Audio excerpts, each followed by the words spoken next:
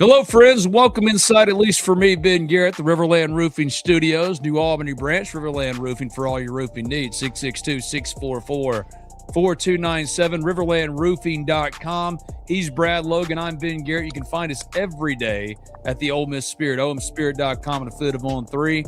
And if you sign up today, that QR code above Brad said, if you sign up today as a new member, you get 50% off an annual subscription. So while Ole Miss sports are now officially out of season until football is back, we don't stop at the Ole Miss Spirit. We keep going. Recruiting stuff popping off today. Got a full show today about baseball, obviously, but also some football, recruiting, basketball, baseball, you name it.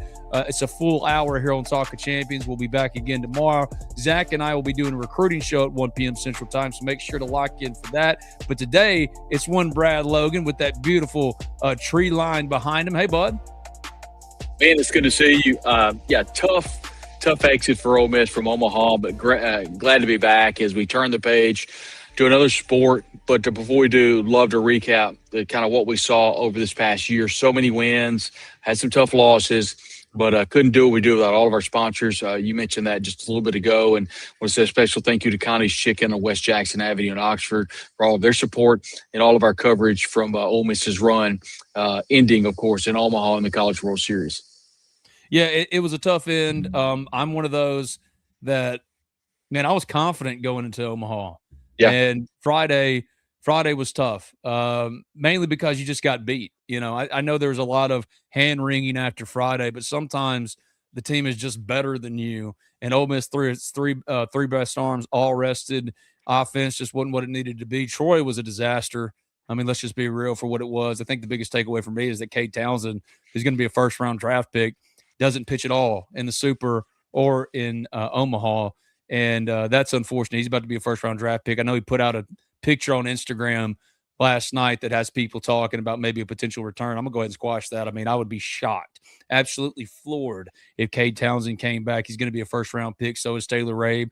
Hunter Elliott has a year of eligibility remaining, but if he gets drafted anywhere in those 20 rounds next month, I fully expect him to go to start his professional career, but he could come back, but not the ending that any of us really hoped for, expected, certainly. I mean, I was very confident, especially as they were undefeated going into Omaha. They ran into that buzzsaw that was North Carolina, 50-game winner on Friday. Sunday was the real, nasty taste in your mouth that you're going to have to live with for a year, but it doesn't dismiss the accomplishment itself. This is a program that after 2022, back-to-back losing seasons last year, return to the postseason this year, return to Omaha. Credit to Judd Udemark and Will Furness and Hunter Elliott, Mike Bianco, all those guys for getting it back where it belonged. I don't want the ending, bad as it was, to negate how special the season was. I think the season was incredibly special because if I had told you, after the Florida series or midway through the SEC season that Ole Miss would advance to Omaha, everybody watching us and listening to us right now would have said, absolutely, I'm all in. So you look at where the season ended, and it was difficult the way it ended at 0-2, but you were up against a really good North Carolina team that, Ben, I do believe they very well could win the national championship. I think they're that good. And so, and then Troy is kind of it kind of just fell apart. And I don't want to take anything away from, the ball call on Hunter Elliott. We haven't seen that all year. And I'm not by any stretch saying that caused the game to fall off the rails, but it went off the rails after that. Then Owen Pano drops the fly ball. They score 2. And by that point, the game was over. But I don't think that's going to shy away from my thoughts about the season.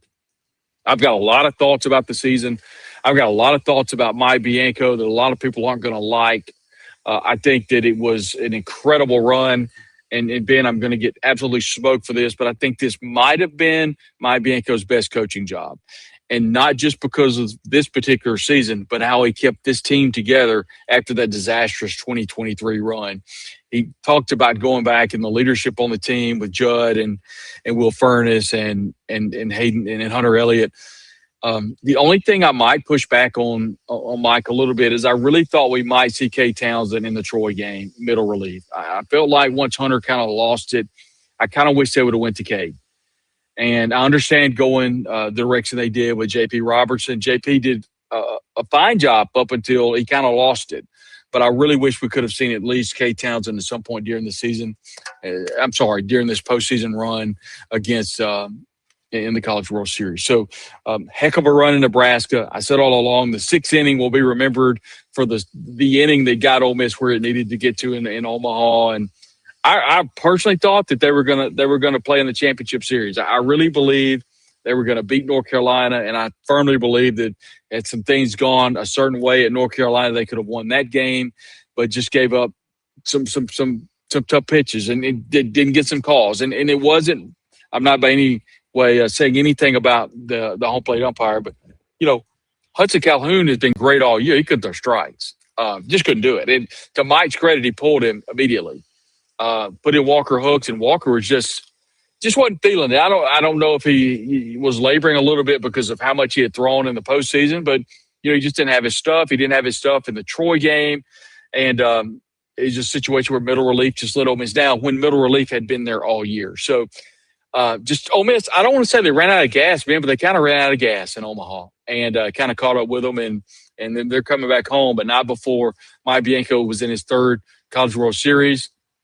And since 2014, and people can't move the goalpost.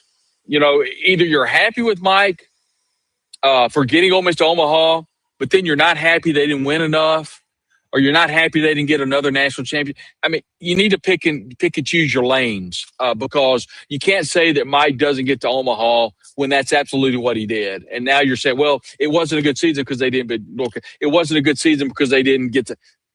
Got to pick your lane. I think it was a great year. And here's a great question, Ben. I'll allow you to jump in. Does Foley come back? And we'll get into the positions, but that's number one position for me. Absolutely. And as you see from the title, after Omaha, what does Ole Miss baseball look like in 2027? I've got an all-day Ask Me Anything going live right now on the Ole Miss Spirit, OleMissSpirit.com, Affiliate on 3, and was asked this question specifically about what the lineup would be if I had to guess it right here and now. And the very first position I list was catcher. It was Austin Foley because Austin's a junior. This year, while the home run numbers dipped, he hit over 20 bombs last year. He's never going to be a hit for average guy.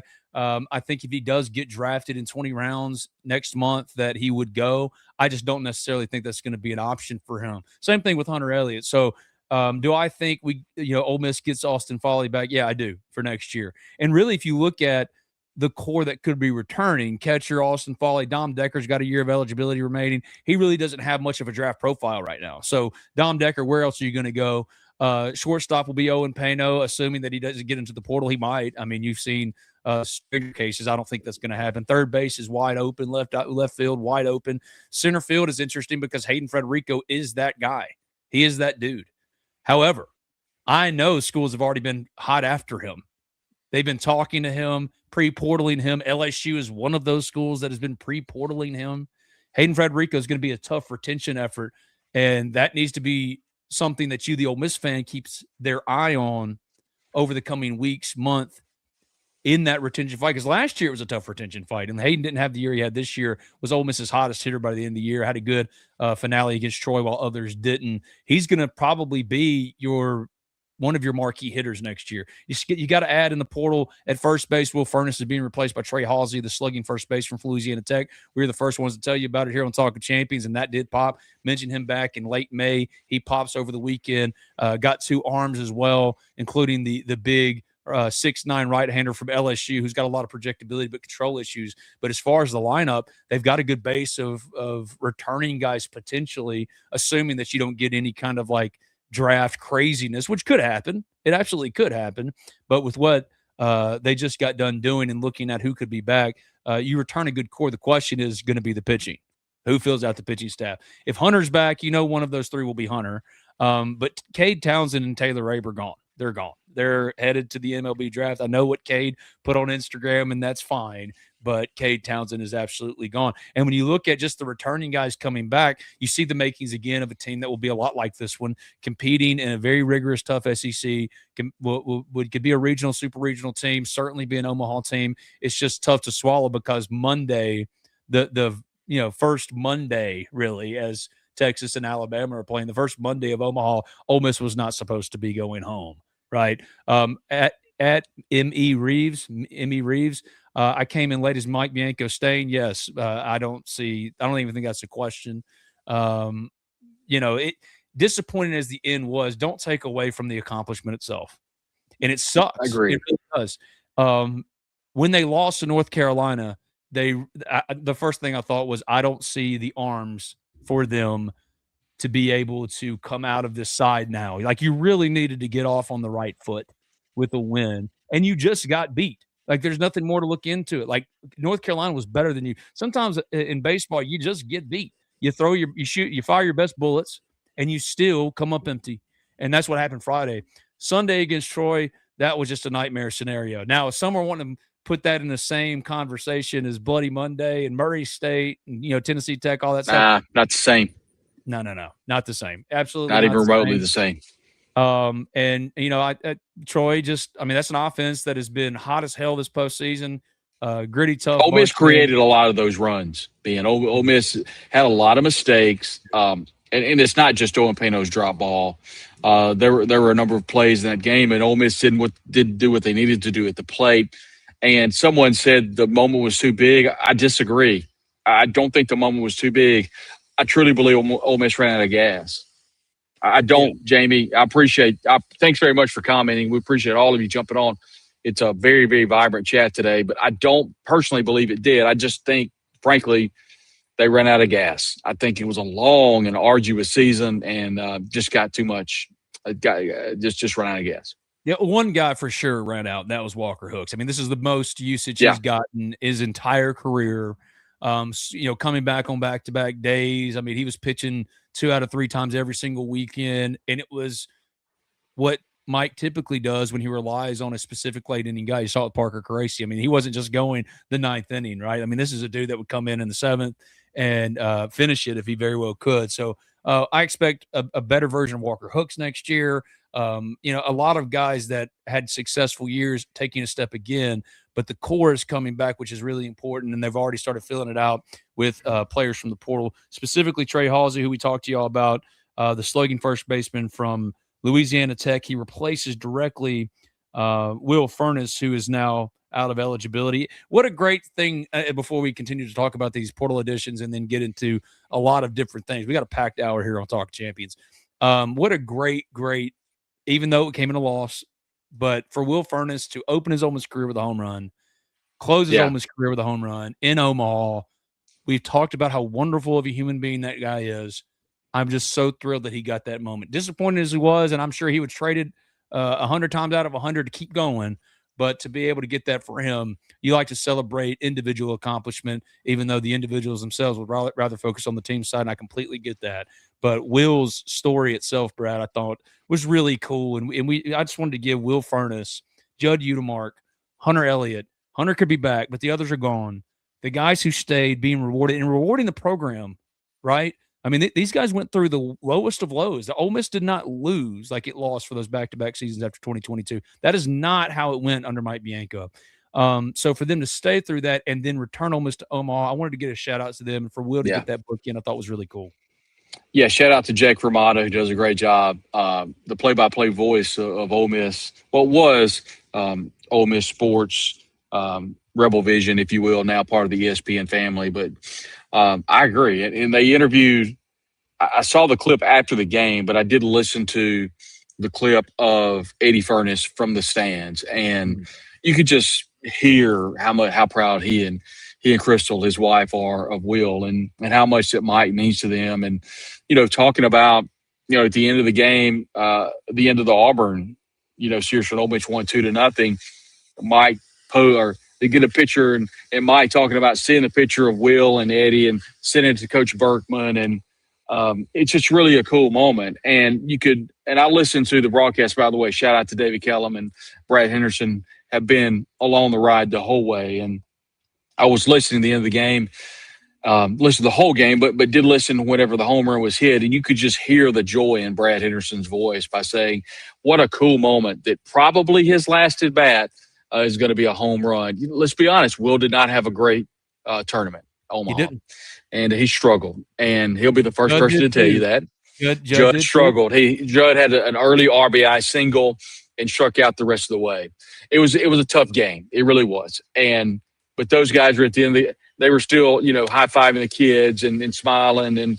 But there were a lot of tears, a lot of hugs at the end of the game. And it was a lot of sadness because this is a very close group. And I told you on the pregame show that we had so many people join us, but talked to a lot of parents and a lot of people in Auburn and I'm sure, and I know all of them were in Omaha, but they were so proud, and it was a very close-knit group. And I will say this, Hayden Federico is a name that's been mentioned a lot about the possibility of entering the portal and maybe going somewhere else. And pre-portal is the term we use here. But he did post at the end of the game at one point, "Brothers forever, thank you, seniors. Rebs will be back." Obviously, that's not anything saying – he didn't say let's run it back. He didn't. But he did, he did point out to how – close this team is, and he's going to be a huge part of this team. Here's a name that we the main one, the face, a name we haven't talked about, and I think it's going to be a big part of the team next year is Luke Romine. He's someone I think Ole Miss needs to hold on to, and I know that they have recruited heavily at first base. Luke Romine could be someone that Mike goes to in a DH capacity next year. He's someone that swings a really good bat. We saw him in the postseason. Didn't have a lot of success, but Luke Romine had a big hit earlier this year, or at least, at this point during the season to help the team. I want to just jump in real quick and just add to that because you're absolutely right, man. Like, and justifiably so. I'm not criticizing anybody who had criticism for Luke Romine because, man, but he was a punching bag. He was a punching bag for a lot of people, and understandably so because he struggled. However, and he kept getting opportunities that people thought he maybe didn't deserve. The end of the year, Luke Romine actually put together a really good end of year. He did. He really started to have good at bats. He contributed in pinch running. Don't write off a kid based off of a small sample. I agree with you. Luke Romine is going to be a big part of this. And there are a lot of guys like that coming back. There was a question in the chat directly about pitching from @Justin Palmer 3817. I know it's early. But who do y'all see replacing Elliott if he goes pro as our Friday night ace going into next season? That's a great question because Kate Townsend and Taylor Raber gone. You know that Will Libbert, if all things go as they're supposed to, is going to be a rotation candidate this year.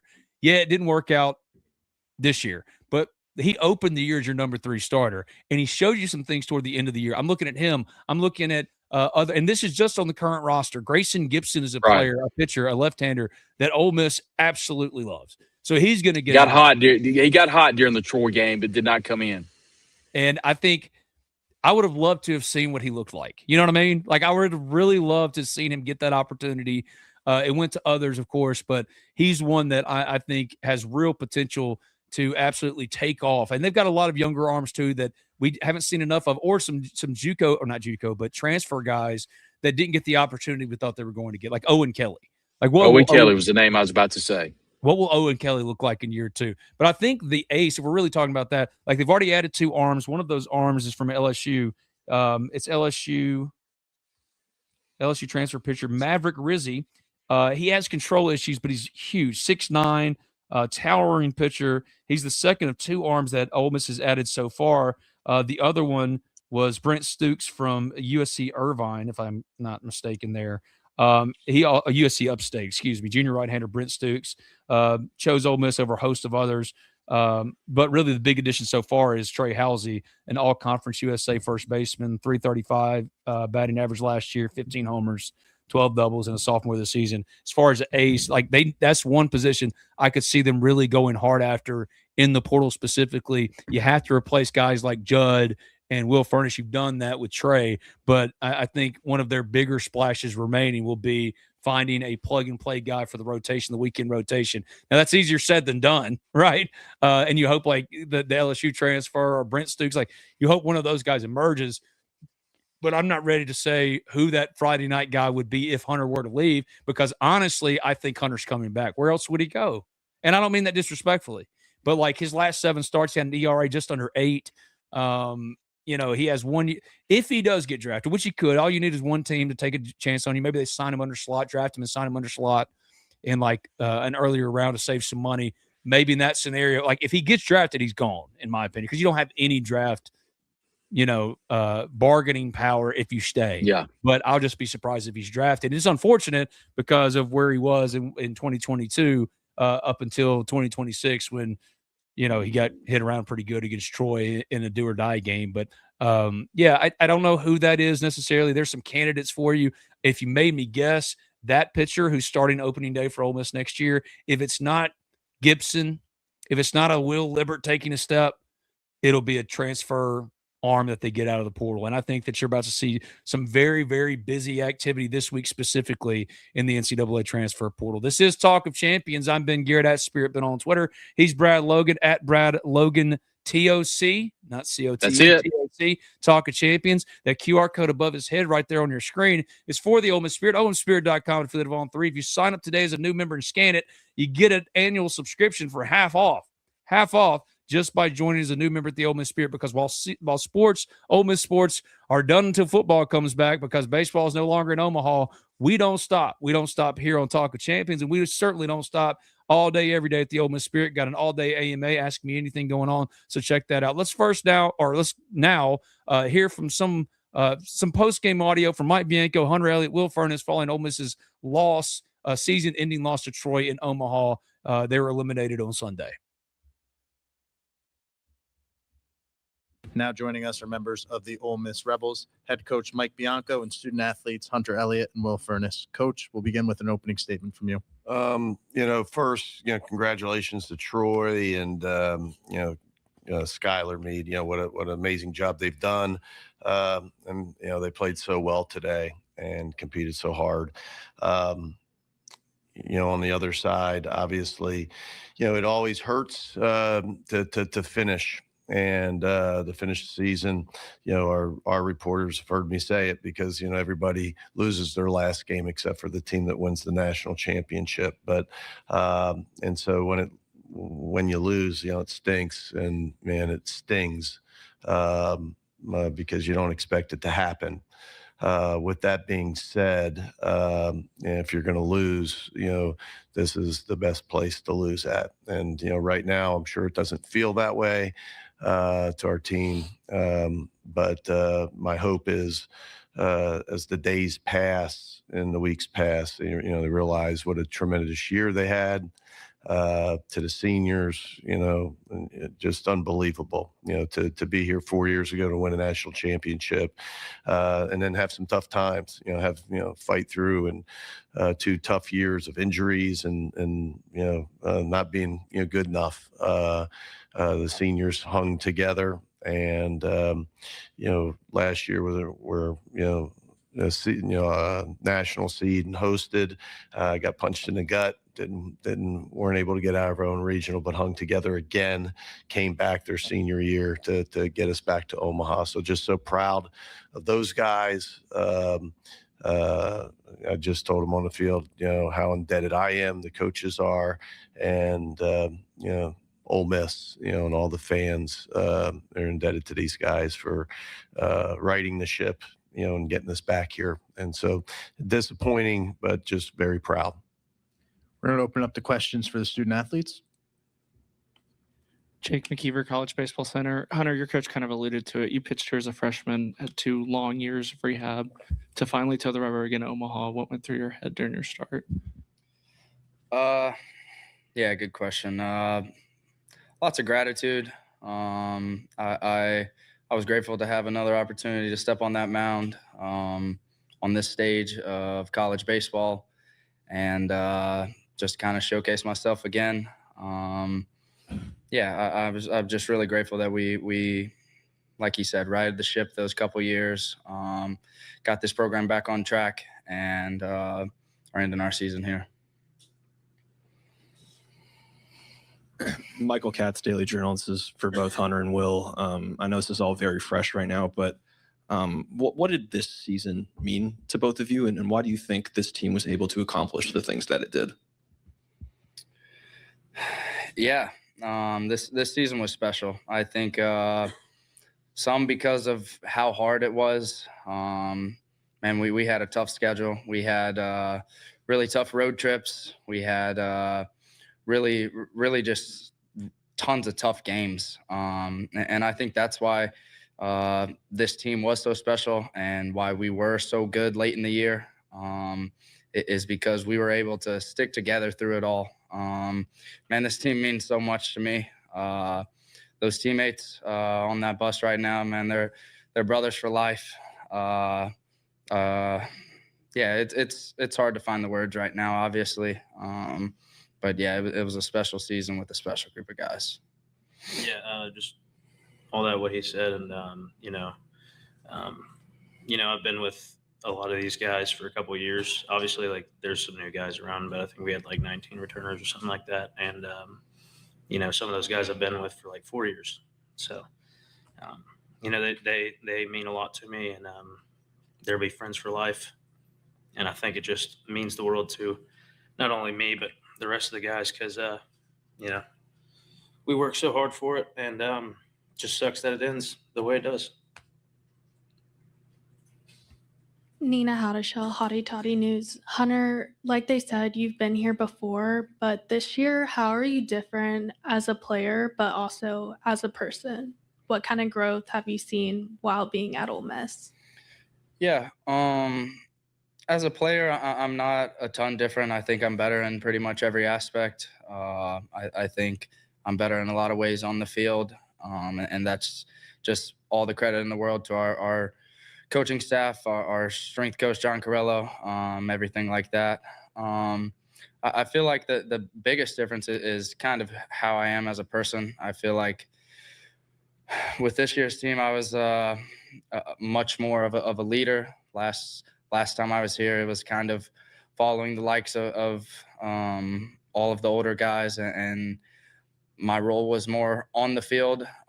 This year, I felt like it was a lot off the field. We had a lot of really good young guys this year, a lot of guys that weren't as experienced, and I feel like that's where my role was a lot this year. And take one more for the student athletes. Hey, Hunter, Sam Hutchins with the Clarion Ledger. Just real quick on the game. Did you get an explanation on the balk? Is that something you were surprised about? And was that a momentum shift at all? No explanation on it. Surprised maybe a little, but it is what it is. I needed to make the next pitch, and I didn't get off the field there. The balk doesn't kill you if you don't give up the base hit right after it. So it is what it is.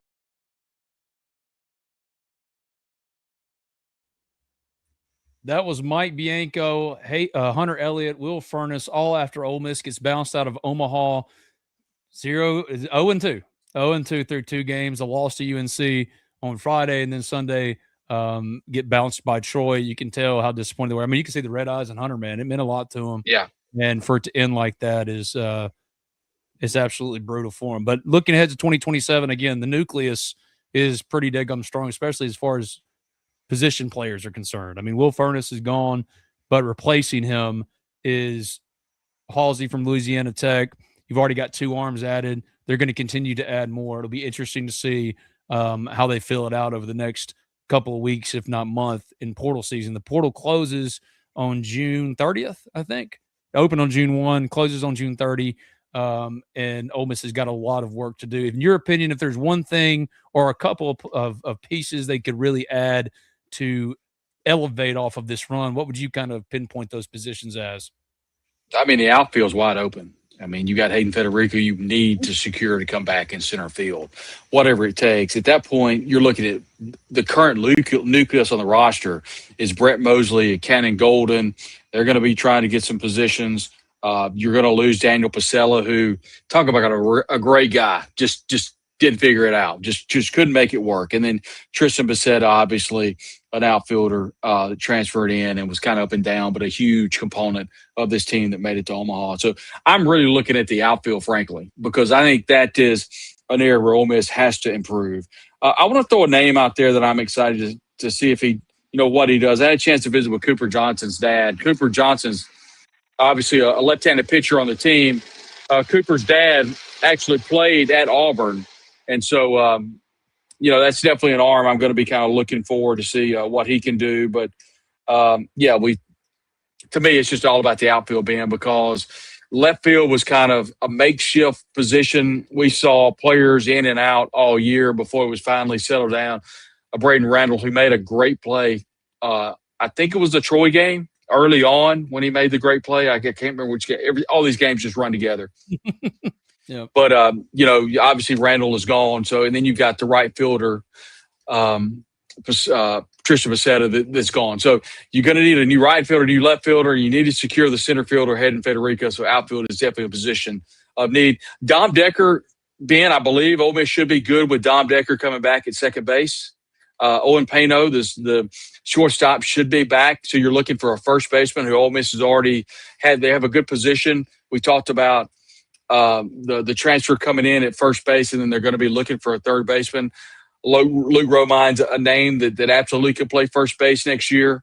And then the question is what happens to Austin Foley at catcher. So it's not quite as doom and gloom as everybody's kind of making it out to be. If you have that nucleus of the center infield coming back, and then you maybe get Federico, make sure to get him secured, I think there's a good opportunity that Ole Miss has a pretty good core coming back. Illinois Reb 23, Ben. Yeah, good morning, Mary, or afternoon, whatever point of the day it is. Illinois Reb makes a great point. I don't see how they don't try and stretch Hooks out to a weekend guy. That's a really good point. I mean, Hooks could be a starter. What about J.P. Robertson? J.P. Robertson's been really good this year. Is this a situation where they could make him a weekend starter and then have a Grayson Gibson, someone like that, someone out of the portal come in and kind of fill in the gap there, and then obviously look for a closer on the mound. But to me, Ben, I'd love to get your thoughts on the outfield. Yeah, I don't know. I mean, Hayden Federico is where it starts because he's going to be a tough retention. You're going to have to fight off LSU and others to hold on to him. That's where it starts. If you hold on to him, you ideally one of Cannon Golden or Brett Mosley takes over left or right field. I'm not counting on that. I think Ole Miss adds at least 2 more bats that could potentially start for them. You've already added one in Halsey. You think one more? What quick point. I was incorrect on Braden Randall. He is not a senior. He's a junior.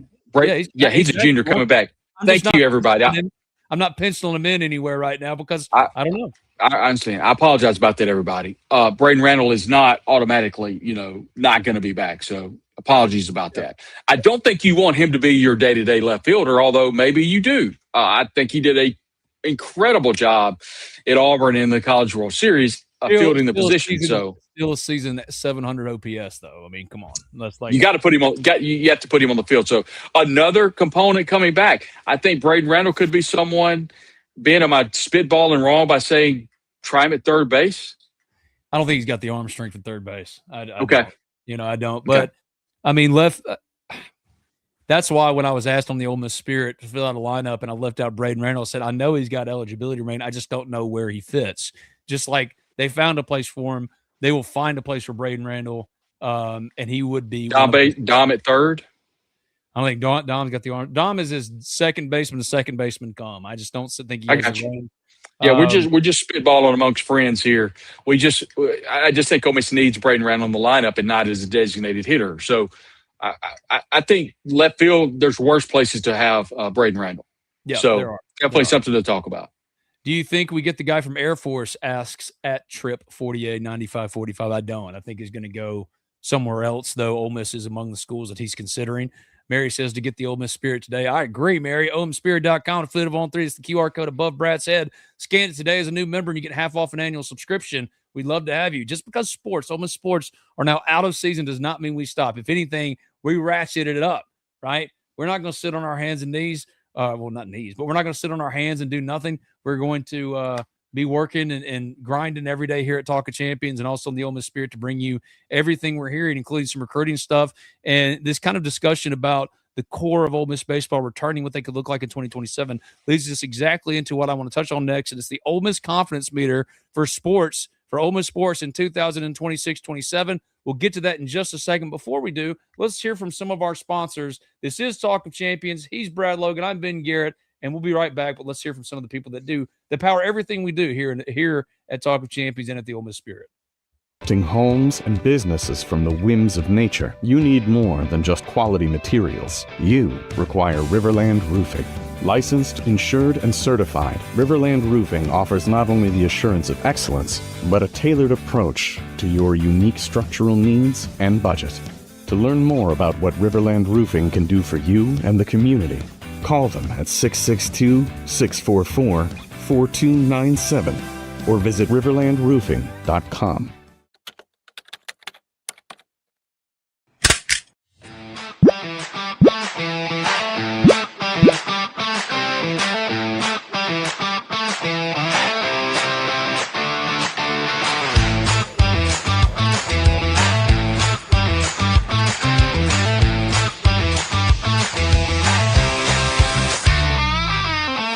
Hey, Rebels, your truck is here. Allen Samuels Chrysler Dodge Jeep Ram in Oxford presents the all-new Ram Rebel. It's Ram, the Rebel way. Send an unmistakable signal. Rebel 24/7. Ram Rebel from your friend in the car business. Allen Samuels Chrysler Dodge Jeep Ram in Oxford. Come by, let's be friends. I'm Warrior Philip Hearn. Raising my family here in Mississippi, I've tried to teach my kids to help others. I learned that from my parents. And as a Mississippi lawyer, I want to help you too. If you're hurt in a traffic accident, 18-wheeler wreck, or have insurance trouble, call 601-720-3541. That's my cell. You call, I'll answer. Let's get started. Make your first call to the Hearn Law Firm today. Start my weekend.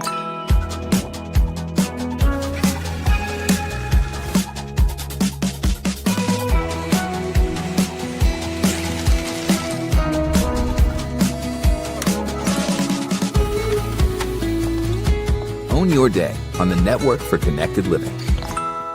There's more to see. C-Spire. Customer inspired.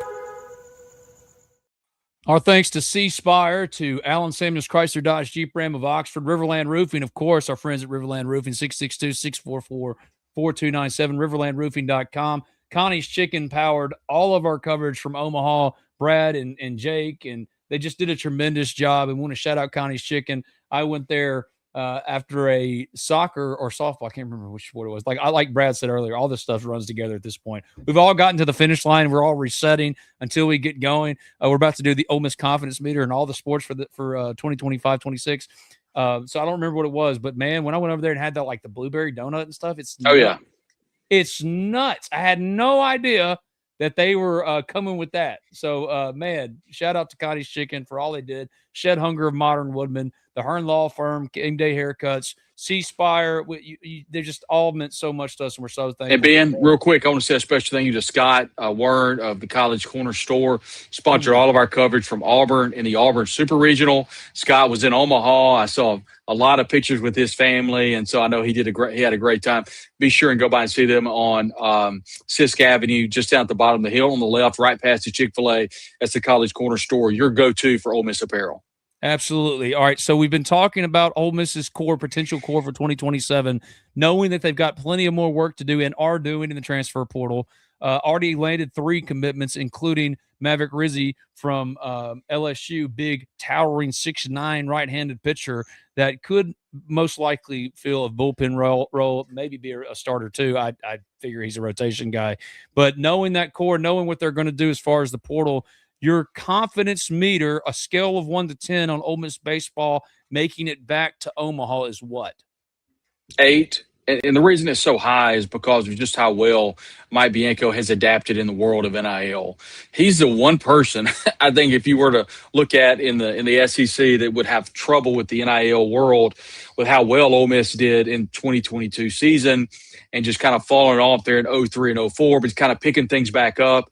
And if you remember, Carl Lafferty stayed back and recruited while Ole Miss was in Auburn. They drove all through the night. Mike even said in the post-game press conference after they swept the Tigers in the Super Regional that he won't go into specifics about what time they left and what time they arrived in Auburn. So they're doing everything they can, continuing recruiting during their Omaha run. I think it's very high. And I think the way that the Grove Collective is set up, there was a picture that floated about Walker Jones and the entire Grove Collective team. It wasn't just Walker, who's executive director. It was William Evans. It was all of the people that move and shake with the Grove Collective were there. They were there on site in Omaha. They were amongst the fans, and they were, doing what they needed to do to put Ole Miss in a position both financially and otherwise, other ways of getting Ole Miss to the front of that NIL. And so I think that just goes to show you that people like Matt McLaughlin are so involved with Ole Miss athletics in big moments. Denson Hollis in the foundation, Keith Carter, the director of athletics, Dr. Boyce I saw was there. I mean, it was all hands on deck. And sure, they were having a lot of fun, but they were there representing the university in a number of capacities. And most importantly, They were making people aware that Ole Miss is in an incredible spot financially, that this world of NIL that Mike has embraced. Well, he's got a support staff now that is backing him, and Ole Miss is at the front of the list of a lot of these transfer portal players that I think we're going to see some names start popping really soon. We're doing the Ole Miss Confidence Meter and Ole Miss Sports for 2026-27, starting with baseball, getting back to Omaha. For me, it's a 6. I like the nucleus, but there's a lot to fill, right? And one thing that has been a regular theme in the chat as we've been recording is a change in approach offensively. I will be fascinated to see who they replace guys like Judd Udemark with. 3 true outcome hitters, right? They're going to strike out, they're going to hit a homer, they're going to walk. And more bat to ball action, more guys that can really get runners moving, not necessarily bringing their value only through home runs. I think that's something that you could see them doing, especially as they try to fill out third base, left field, and right field. But you got to replace the power first and foremost. Trey Halsey's a great step for that. Luke Romine stepping in potentially to a starting role, that could play a role as well. But like fitting those pieces, I would say a 6. I was really confident in this team coming into this year. And I'm so glad that we had some people that jumped in the chat and said, hey, Ben, I remember you saying that this team was built for Omaha. My confidence going into this year with this team making Omaha was about like you for next year and projecting the confidence meter. I was like a solid 8. I looked at Hunter. I looked at Cade. I looked at Judd and Will. That's a lot to replace. Now, Hunter could be coming back. I would be actually surprised if he didn't at this point. I'd be surprised if he got drafted, right? Someone asked about him potentially being a closer. Javon Campbell, 6'2", 4'9". What about a closer role for Elliott? I would push back against that. He's a starter because what is the thing that always gets Hunter usually? He's a notoriously slow starter, right? Mm-hmm. Takes a bit to get in there. He doesn't have overpowering stuff. So in a couple inning sample, I just don't think that necessarily fits his toolbox or fits his repertoire all that well. But certainly as being maybe the lead for a rotation again going into next year makes a lot of sense, especially when you know you're going to be losing Cade Townsend and Taylor Rabe. So for me, I'm putting it at a hard 6, and honestly, that's a little optimistic. I'd probably put it at a 5 if I was being completely honest, only because there are some legitimate things you got to figure out. You're losing 2 first-round picks in your rotation.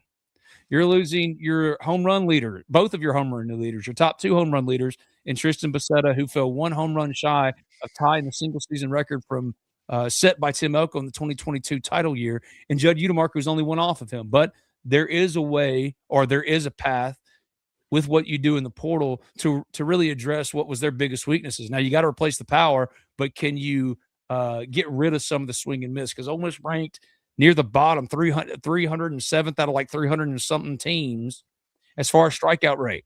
Striking out for 600 times, it's just I'm not one that really cares about strikeouts. An out is an out is an out. But I sympathize with those that said, yeah, but there's a happy medium, right? There's a balance there. So figuring that part of it out is what will be most fascinating to see. I think it's a little early for the Ole Miss Confidence Meter for baseball. So if I had to put it on right now, based on what they've done so far, which is 3 commitments in the portal and the nucleus potentially coming back, I'd give it probably a 6, but more likely a 5 because they've still got a lot of work to do. What about basketball making the NCAA tournament?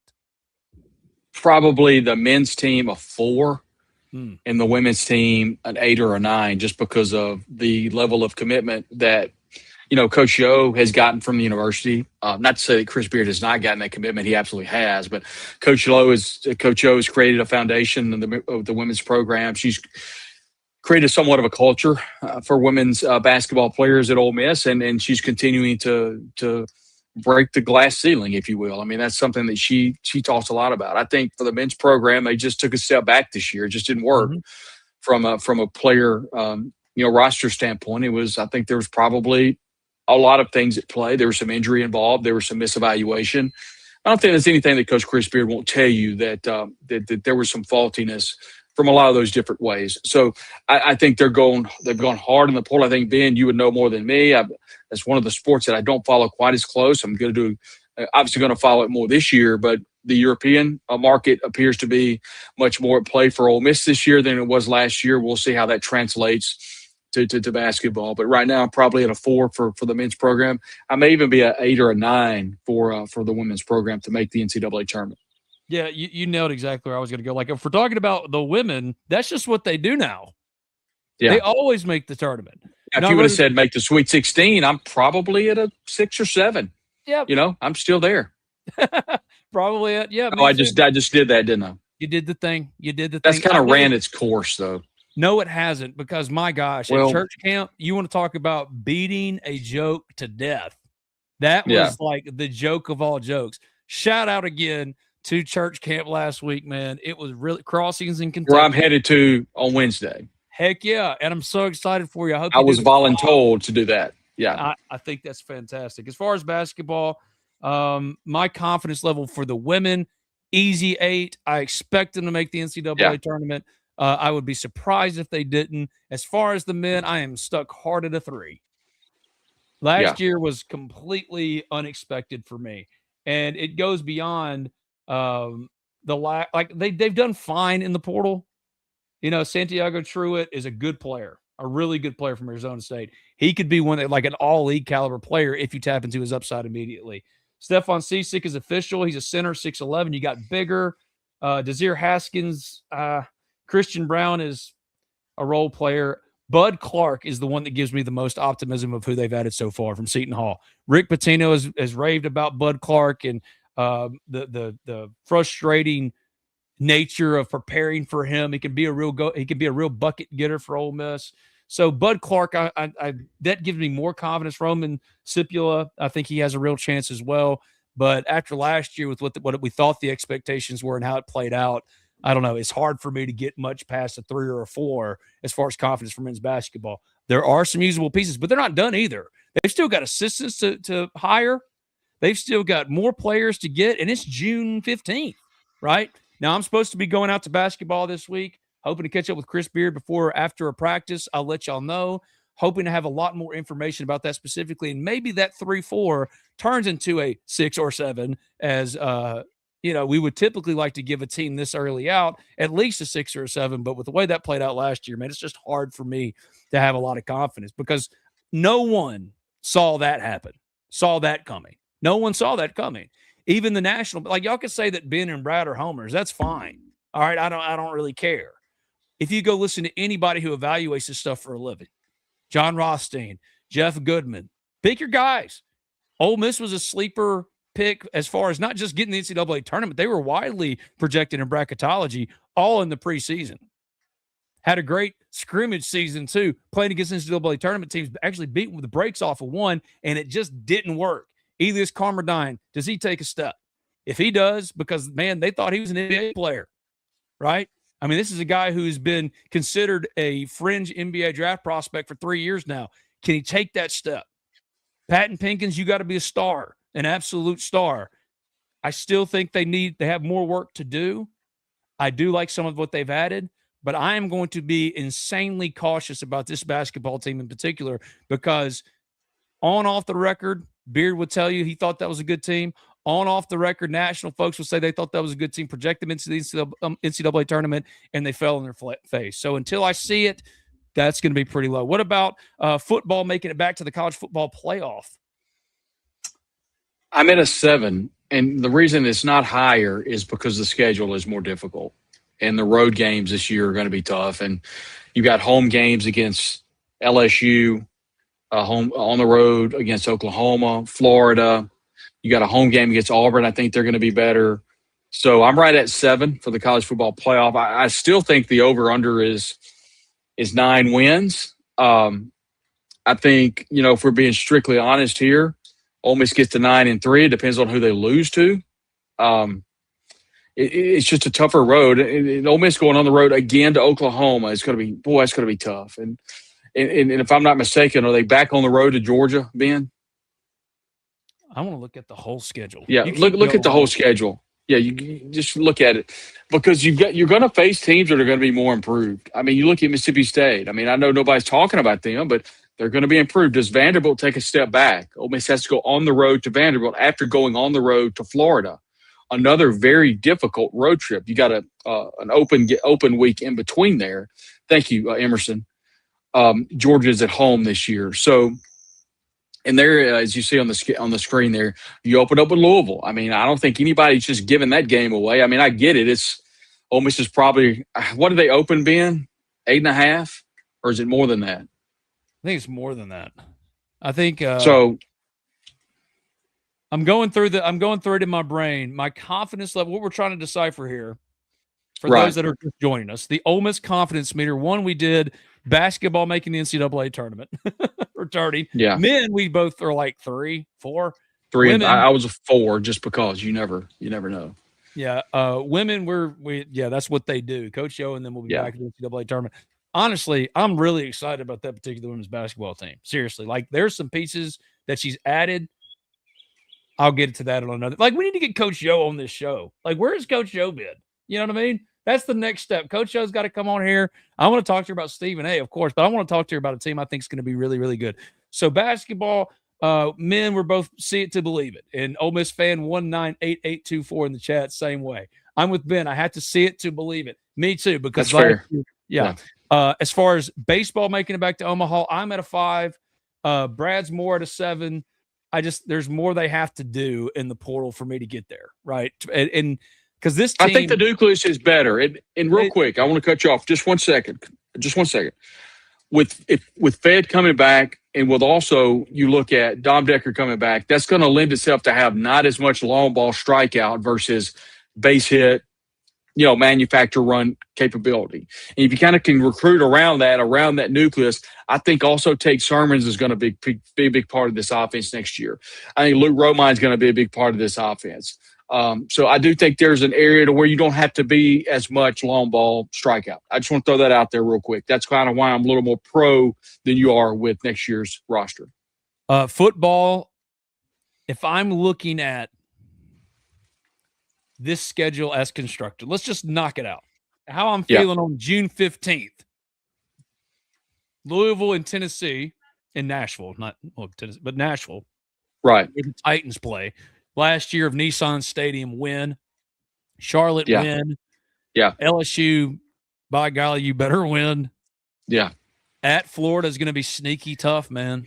Really tough. Summerall's going to be ready. I'll give them a win, but I don't feel good about it. At Vanderbilt, they're going to beat Vanderbilt. Missouri at home. It's at Nashville. The return of Austin Simmons and Caden Lee. I think Ole Miss is better than Missouri.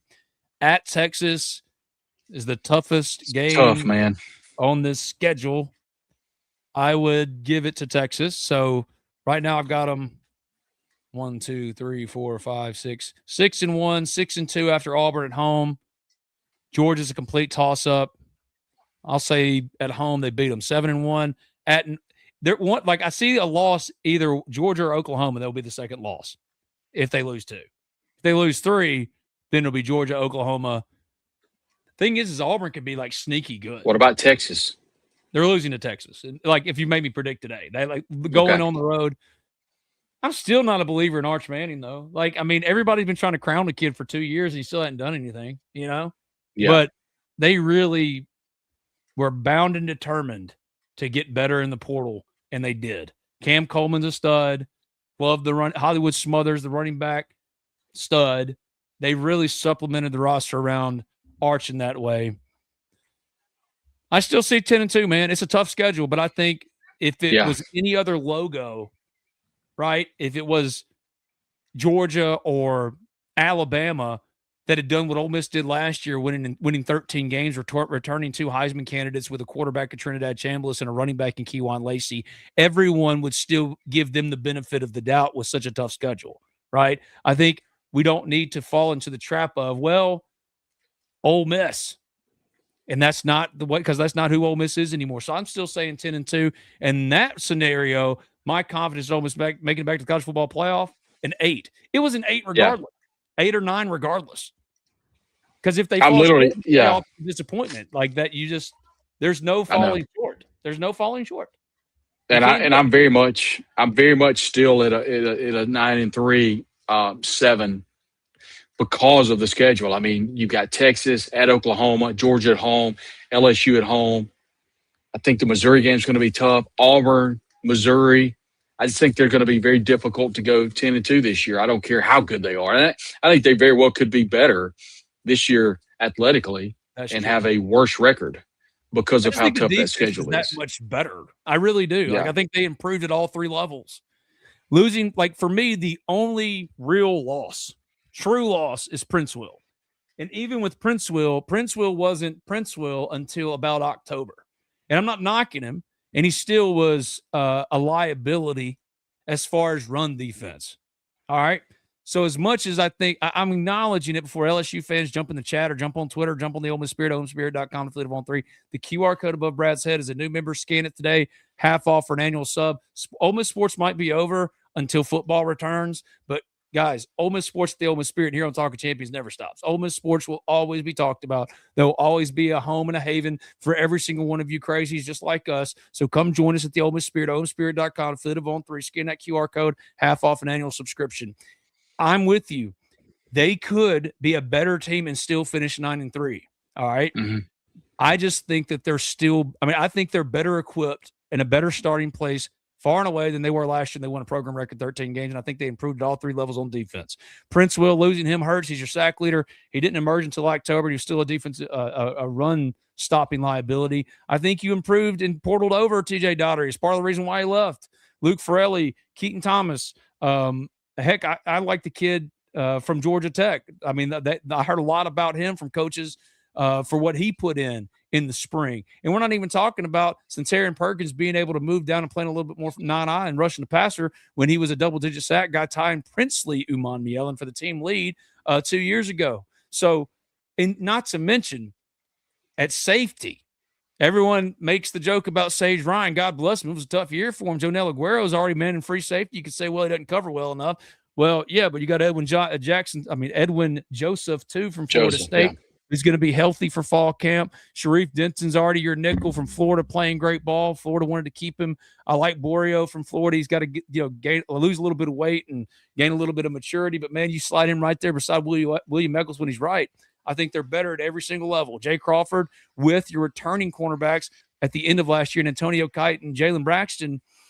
I'm looking at the schedule, and I get depth, it. Man. Yeah, they're good. They're good. Like, Pete talking about depth, there's a reason, man. Like, this is the deepest team Ole Miss has had in 7 years. Now, will that translate because of the schedule and all the stuff? And maybe there is a drop-off from Lane to Pete. I don't know. Like, we got to see that stuff play out. But if we're just judging based off of Ole Miss is still the same program today without Lane as it was with them because it's grown above him. And, like, it's more about the operation than a cult of personality. Then looking at it that way, hard. I'm almost say a friggin' 9 on June 15th. Like, I'm really confident in this football team. Now, ask me this time next year without Trinidad and Keewan and some other guys, it'll be a different year. It'll be a different expectation. But for me, no doubt, I'm a hard 8, 9. That's the most confident group. That's got my most confidence, football, even with the schedule. Because if you don't fulfill those things, I don't want to be around for it. You know what I mean? Like, I shudder to think if you're 9-3 with a loss to Lane Kiffin's LSU, how that would look. You know what I mean? I think the bigger question is, and we're obviously not an LSU podcast. It's just the way it is. Texas Reeves, it's just the way it is. Does it hurt? Yeah, always. Does it hurt LSU more to lose that game than it does Ole Miss?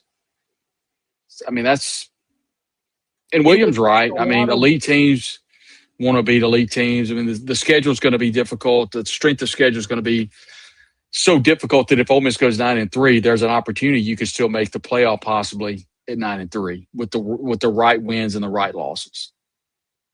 If you lose to LSU, I don't know how 9-3 makes it, though. I really don't. Maybe not. I don't know. LSU, Texas, and Georgia, then they're going to say, well, then who did you beat? That's true. You would hope then that Auburn was a 9-game winner as well. You would hope then that, man, let me look at that schedule again. Oklahoma, got to have, like, you'd have to win at Oklahoma, need them to be a 9 or 10 win team. I mean, there's a way. It's just tough, but, you know. Man, the sneakiest, toughest 2-game stretch for them. Obviously, the toughest 4-game stretch at Texas, Auburn, Georgia, at Oklahoma. Sneaky toughest back-to-back is LSU at home and then at Florida. Because it's not like LSU's got all the emotion that's going to go into it. It's going to be crazy. You got to get up for that Florida game because I promise they'll be up. They'll be up. And I love Buster Faulkner, and I'm high as a kite when it comes to what John Sumrock could potentially be. It's going to be tough. But right now, June 15th, basketball, not so much. Baseball, not as much. I got to see some stuff get done, and we've kind of covered that here on Talk of Champions. Football, and it's football time now that baseball's over. Oh, yeah, buddy. I'm at an 8 or a 9 because anything short of that will be a disappointment. This has been Talk of Champions. I'm Ben Garrett at Spirit Ben on Twitter. He's Brad Logan at Brad Logan TOC. Thank you all for joining us today. Zach and I will be back tomorrow for another edition of Talk of Champions. 1 p.m. Central Time. It's the recruiting show. Antonio Berry is got an update on Antonio Berry, Caden Moss, Alvin Mosley, you name it. My last one, and we'll get out with this real quick. What is your confidence meter? Last one, recruiting, finishing with a top 10 class. 6. I think if you would have said top 15, I'm probably at an 8. I think they're 10 to 15. I do too. I don't think they're making it to the 10. Yeah. So like top 10 recruiting class, say 4. Top 15? Oh, a 7. 7. Oh, yeah. 8. I'm all there. Yeah. 7, 8. But we'll talk more doubt. about that. All things recruiting with Zach Berry on the recruiting show tomorrow. Talk of Champions, 1 p.m. Central Time, same spot, same place. You know where we are. We're here every single day. Also at the Ole Miss Spirit, go there. Sign up as a new member. Scan that QR code. Half off an annual subscription for all new members. Don't get caught up or don't get seasonal depression from Ole Miss sports not being in season, because that's what we're here for. That's what the Ole Miss Spirit is here for. That's what Talk of Champions is here for. We want to see you. Come on and hang out with us. It's the Ole Miss Spirit. He's Brad. I'm Ben. See you, buddy. See you, everybody. Yeah, top 10's a little rich. It's a little